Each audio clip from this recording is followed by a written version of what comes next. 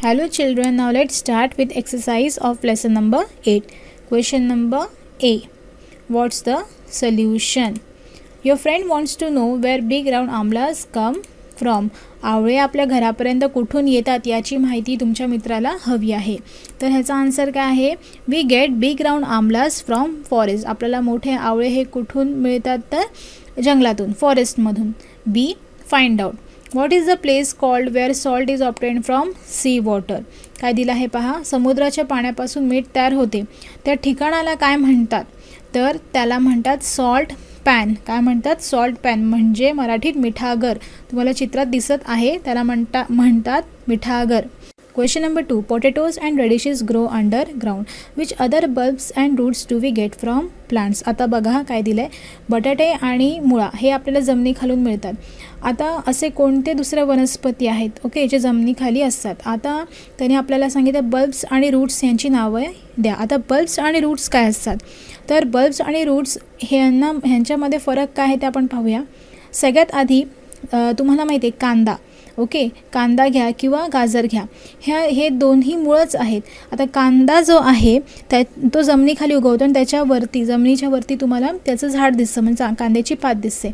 Same कॅरेटचं आहे, कॅरेटसुद्धा जमिनीखाली असतं आणि त्याच्यावरती त्याचं झाड असतं ओके. आता फरक काय आहे? बल्ब आणि रूटमध्ये फरक काय आहे? तर जे बल्ब असतात म्हणजे फॉर एक्झाम्पल ऑनियन दिलं आहे इथे, ऑनियन हे बल्ब आहे. तर वरती झाड, मध्ये जमिनीखाली, नंतर कांदा आणि कांद्याच्या खालून मग रूट्स आलेले असतात, मुळं आलेले असतात. आणि कॅरेटला तसं नसतं ओके. कॅरेट स्वतःच मूळ रूट आहे ओके. सो हे लक्षात घ्यायचं आपण difference between bulb and roots. तर आपण आन्सर बघूया. बल्ब्समध्ये आहे ऑनियन अँड गार्लिक. ऑनियनच्या खाली बघा, ऑनियन आणि गार्लिक दोघांच्या खाली मुळं असतात. आणि रूट्समध्ये काय दिलं तर कॅरेट, टर्निप ज्याला सलगम म्हणतात मराठीमध्ये, तुम्हाला दिसत असेल चित्रामध्ये, आणि बीटरूट ओके. हे जमिनीच्या खाली असतात आणि ह्यांच्यावरती प्लांट असतं आणि ह्यांना खाली मुळं नसतात, हे स्वतःच रूट्स असतात ओके. तर हा डिफरन्स आहे बल्ब आणि रूट्समध्ये. Third, what is a kangi? For what purpose do farmers use it. कणगी काय असतं आणि कणगी शेतकरी का वापरतात, कशासाठी यूज करतात? तर kangi is use by farmers to store grains and to protect grains from rat, mice and pest. बघा, कणगी हे शेतकरी कशासाठी वापर करतात? तर ग्रेन स्टोअर करायला, म्हणजे धान्य साठवून ठेवण्यासाठी शेतकरी कणगीचा वापर करतात. आणि त्यामुळे त्या कणगीमध्ये धान्य स्टोअर केल्यानंतर त्या धान्यांचं उंदरांपासून, मोठ्या घुशीपासून आणि कीटकांपासून त्यांचं रक्षण होतं ओके. तुम्हाला चित्रात दिसत आहे कणगी. Fourth, for what does a farmer use an implement called a tifan. शेतकरी तिफण नावाचा अवजार कशासाठी वापरतात? तर tifan is use by farmers to plow the field okay. तिफण हे जे अवजार आहे ते शेतकरी शेती नांगरण्यासाठी वापरतो. Then fifth one, which ingredients are required for making a lemon sharbat. From where are these ingredients obtain. आता लेमन शरबत बनवण्यासाठी, लिंबूचं शरबत बनवण्यासाठी कोणकोणते इन्ग्रेडियंट्स लागतात आणि ते आपल्याला कुठून मिळतात? तर आपण त्याचा आन्सर पाहूया. We use sugar, salt, water and lemon to make sharbat. We get salt from salt pan. We get water from water tank of a area. We get lemon from field and sugar from sugar cane which is grown in field. काय दिलं आहे पहा. आपल्याला शरबत बनवण्यासाठी काय लागतं? तर साखर, सॉल्ट, मीठ, पाणी आणि लिंबू. आता पहिले बघूया आपल्याला सॉल्ट कुठून मिळतं. तर सॉल्ट आपण आताच पाहिलं, सॉल्ट आपल्याला मिळतं मिठागरपासून म्हणजे सॉल्ट पॅनपासून. वॉटर आपल्याला कुठून मिळतं? तर आपल्या एरियामध्ये जी पाण्याची टाकी असते तिथून आपल्याला वॉटर येतं आपल्या घरी. देन लेमन कुठून मिळतं? तर शेतातून, त्याची शेती केली जाते. अँड देन शुगर कुठून मिळतं? तर शुगर केनमधून. आणि शुगर केन म्हणजे ऊस, ज्याची शेती केली जाते. D, answer in brief. How is field prepared for sowing. पेरणीसाठी शेताची तयारी कशा पद्धतीने करतात हा प्रश्न विचारला आहे. Answer, summer is the time for readying the field. उन्हाळ्याच्या वेळी आपण पेरणीची तयारी करतो. Different implements are attach to tractor to carry out various farming task. वेगवेगळे अवजारं आपण ट्रॅक्टरला लावतो वेगवेगळ्या टास्कसाठी, वेगवेगळ्या कामासाठी. First the field is ploughed, then the lumps of soil are crush. सगळ्यात पहिले आपण जमीन नांगरतो, त्यानंतर ते मातीचे खडे आहेत ते क्रश करतो, फोडतो. Finally the field is level to make it ready for sowing. आणि मग जमीन सपाट झाल्यावरती आपण सोईंग करतो म्हणजे पेरणी करतो. Second question, how is grain transported to all parts of the country? Okay, म्हणजे धान्य साऱ्या देशभरात कशा पद्धतीने पोचवले जाते. तर आन्सर आहे the grains that trader buy is sold all over the country. जे व्यापारी धान्य विकत घेतात ते पूर्ण देशामध्ये ते पोहोचवतात. It is transported bye means of trucks or good trains म्हणजे आपली जी गाडी असते, ओके, मालगाडी आणि ट्रक्स यांच्या मदतीने ते पोचवले जातात. It is now the turn of porters and truck drivers to put in the labour. Porter म्हणजे माहिती तुम्हाला हमाल, तर त्यासाठी हमाल आणि ट्रक चालवणाऱ्यांना श्रम करावे लागतात. ओके.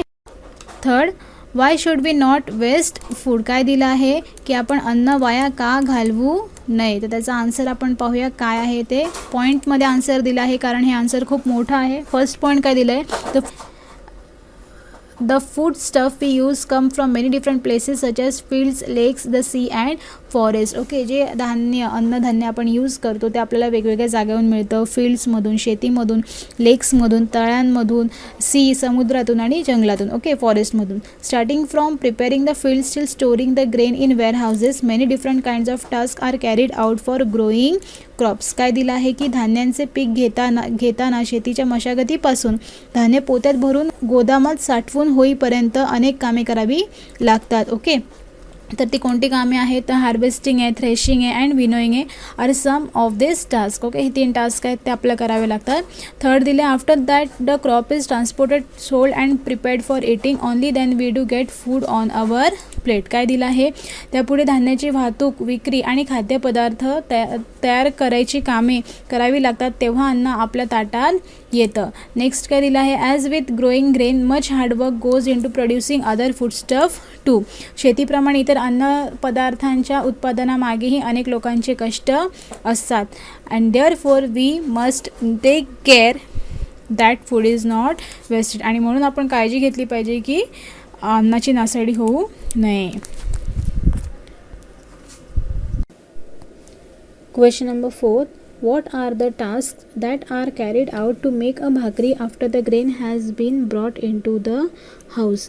घरात धान्य आणल्यानंतर भाकरी बनवण्यासाठी काय काय करावे लागते, तर आपण आन्सर पाहूया. The grain purchased from the market is first sorted, that is it is clean, all stones and rubbish are remove. काय सांगितलं आहे, धान्य घरात आणल्यानंतर फर्स्ट ते सॉर्ट केले जातात. सॉर्ट केले म्हणजे काय, तर ते वेगळे केले जातात. कशापासून वेगळे केले जातात, काही कचरा असेल, खडे असतील, ओके, तर ते त्या धान्यातून वेगळे केले जातं.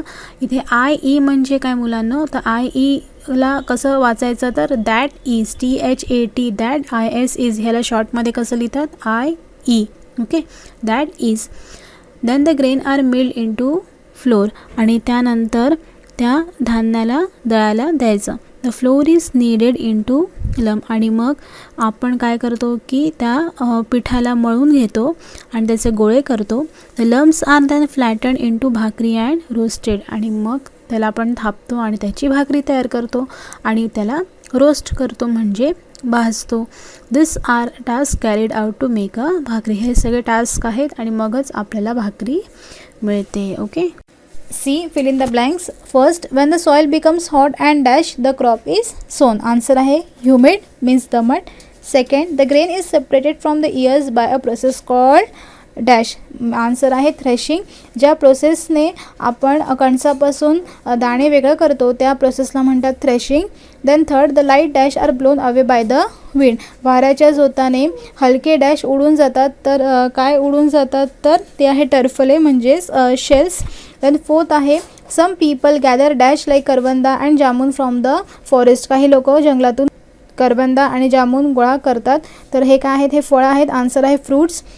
Machines and vehicles are used for the production and transport of foodstuffs. काय दिलं आहे, वेगवेगळे अन्न पदार्थ जे आहे त्यांच्या प्रोडक्शनसाठी, त्यांच्या उत्पादनासाठी आपण मशीनचा वापर करतो. मग आपण ट्रान्सपोर्टच्या वापरासाठी आपण व्हेकल्स म्हणजे वेगवेगळे वाहने वापरतो, ते एका ठिकाणाहून दुसऱ्या ठिकाणी नेण्यासाठी.